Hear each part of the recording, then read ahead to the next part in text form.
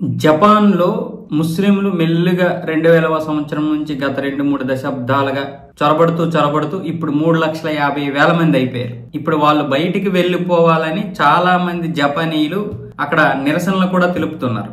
ఎందుకంటే అప్పుడెప్పుడో ఒక 10-20 మసీదులు ఉండేవంట మొదట్లో.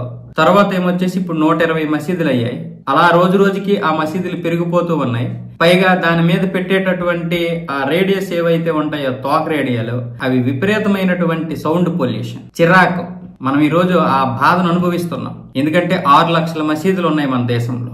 అయితే ఇప్పుడు జపాన్ లో మరొక సమస్య ఏంటంటే జపానీయులు ఈ పోర్క్ మాంసం బాగా తింటారు, అంటే పంది మాంసం. ఈ పంది మాంసం ఇప్పుడు అక్కడ తినొద్దు, ఇది మా ఆచారాలకి విరుద్ధమని వీళ్ళు ఎక్కువగా ఉన్నటువంటి కమ్యూనిటీల్లో జపానీయుల మీద డిమాండ్ చేస్తున్నారు. దాంతో జపానీయులకి మండిపోయింది. మీరెవరు ఇక్కడ ఉండడానికి, మీరు ఫస్ట్ వెళ్ళిపోండి ఇక్కడ నుంచి. ఈ దేశంలో బ్రతకడానికి వచ్చి మళ్ళీ ఇప్పుడు మా యొక్క ఆచారాలను వద్దంటూ మీకు ఏది నచ్చితే తినండి, అంతవరకే. కానీ మా ఇష్టాలను వద్దనే హక్కు మీకు ఎవడిచ్చాడు? ఇది పెద్ద యుద్ధం జరుగుతుంది అక్కడ. ఇది సైలెంట్ గా జరుగుతున్నటువంటి ఒక నిశ్శబ్ద వారం. అంటే ఇప్పటికి ప్రభుత్వం అయితే ఇటువంటి దీన్ని తీసుకోలేదు. దీని గురించి ప్రభుత్వం మీద డిమాండ్ చేస్తున్నారు. అందుకే వీళ్ళని పూర్తిగా పంపించేయాలి, లేదంటే వీళ్ళు ఎక్కువైపోతారు. ఇప్పటికే అనేక దేశాలు ఈ బాధ చూస్తున్నాయి. వీళ్ళు ఎక్కువైపోయిన దగ్గర పూర్తిగా అంటే 50% అయినంత వరకే వీళ్ళు అలా ఉంటారు.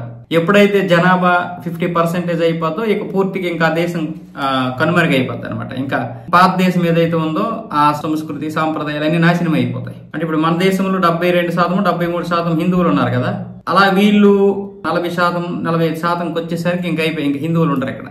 ఇది మాత్రం నేను గ్యారంటీ చెప్పగలను. ఇందులో మొత్తం ముస్లిమ్స్ అందరూ కలిసి దాడి చేయకపోవచ్చు, కానీ ముస్లింల్లో 70-80% మంది అలాగే ఉంటారు.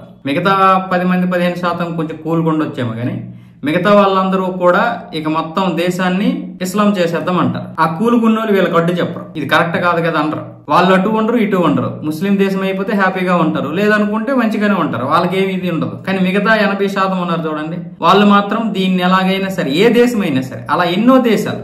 ఈరోజు మనం మలేషియాని చూడట్లేదా, ఎలాంటి హిందూ దేశం అది, ఈ రోజు ముస్లిం దేశం అయిపోయింది. ఎంత ముస్లిం దేశం అంటే అంత కరడగట్టిన ముస్లిం దేశం అయిపోయింది. ఇలా ఎన్నో దేశాలు నాశనం చేసేసారు. పోనీ వీళ్ళ దగ్గర ఉన్నటువంటి హిందువులు ఏమైనా ప్రశాంతంగా బ్రతుకుతున్నారా అంటే అది లేదు. ఈరోజు మీరు బంగ్లాదేశ్ లో చూడండి, పాకిస్తాన్ లో చూడండి, మరి వాళ్ళు ఉంటున్నటువంటి దేశంలో ఎలా ఉంది? కాబట్టి అన్ని దేశాలని నాశనం చేసే ప్రక్రియ మొదలైపోయింది ఇప్పటికే. అయితే ఇలా నేను చెప్తుంటే అందరికీ కొంచెం ఎబ్బెట్టిగా ఉంటుంది, కానీ అది మారిపోయిన తర్వాత ఆ రోజు తెలుస్తుంది. కానీ చరిత్ర మనకి ఏం చెప్తుందో చూడాలి కదా. ఈ రోజు ప్రపంచంలో జరుగుతున్నటువంటి విషయాలు చూస్తే అర్థమైపోద్ది కదా, చరిత్ర వరకు ఎందుకు, ప్రాక్టికల్ గా మనకు కనిపిస్తున్నప్పుడు. కానీ అంతే, ఎవడికి వాడే యమునా తీరే, నిమ్మకి నీరెత్తినట్లు ఉంటది మన దేశంలో కూడా పరిస్థితి.